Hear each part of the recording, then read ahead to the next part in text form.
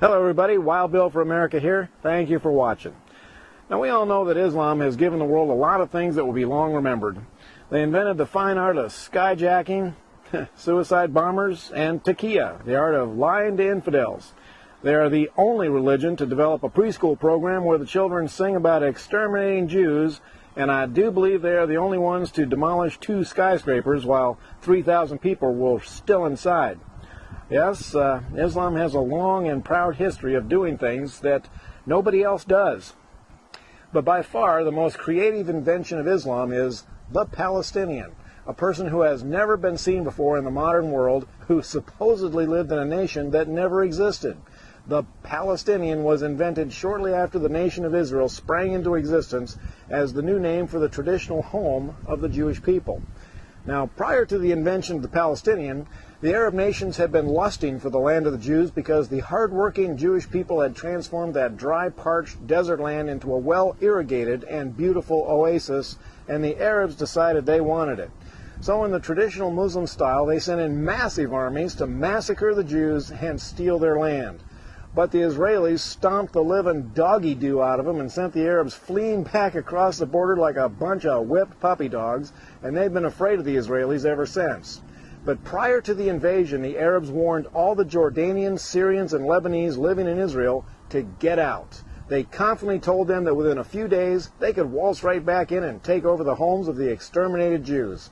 But when the Arab armies failed to capture even one Jewish home, the Arabs who had left had no place to go. And that's when the Muslims invented the Palestinian. They told the Jordanians, Syrians, and Lebanese that they are now Palestinians, and they were to spread the story that the Jews had stolen their homeland from them, leaving them as poor refugees.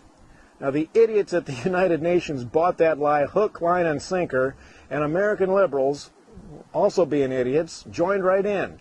And the Palestinian came into existence for the express purpose of causing trouble for Israel. So today, when we hear liberals whining that the Jews are illegally occupying the land of poor Palestinians, that is nothing but a big pile of horse pucky, and I can prove it. The next time you talk to one of these supporters of the poor Palestinians, ask them a few questions. Like, what year did the nation of Palestine come into existence? What were its national borders, and what year did it cease to exist? Well, since it never existed in the first place, they won't be able to answer you.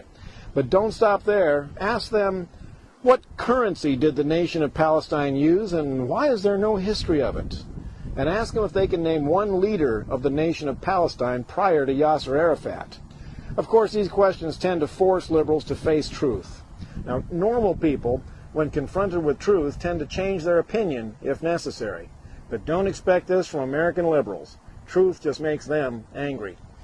Now, it is crystal clear who the good guys are in this conflict, and as an American, I am proud to stand with Israel against the liars and murderers of the Middle East. And as an American, I am ashamed that our liberals tend to take the side of the liars and the murderers of the Middle East. This is Wild Bill for America. Thank you for watching, and God bless America again.